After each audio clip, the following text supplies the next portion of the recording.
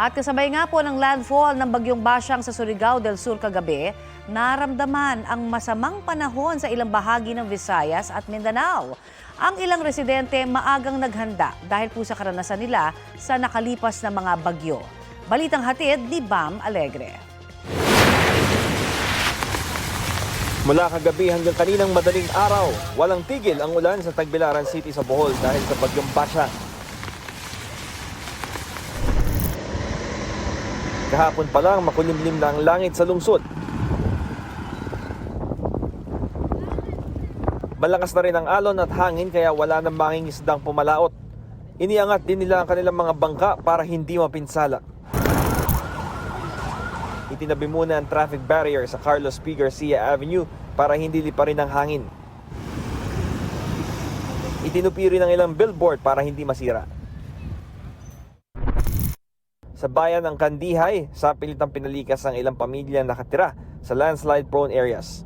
Binigyan sila ng pagkain at tubig ng lokal na pamahalaan habang nananatili sa evacuation center. Sa Cebu City, kanselado ang mga biyaheng pandagat bilang pag-iingat sa bagyong Basyang. Sa tala ng Philippine Coast Guard sa Cebu, mahigit 600 pasahero ang stranded. Ang iba sa gym muna nagpalipas ng gabi. Meron ding iba na naglatag ng folding bed malapit sa pier. Sa Mandaue City, nag-empake at nag-akyat na ng gamit ang isang residente.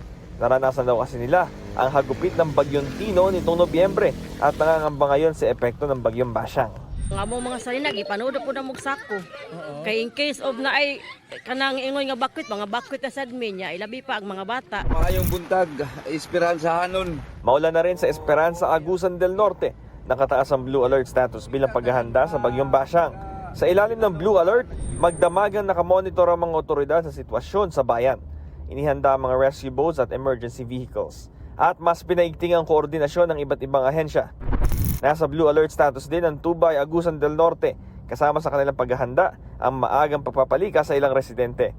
Bam Alegre, nagbabalita para sa GMA Integrated News.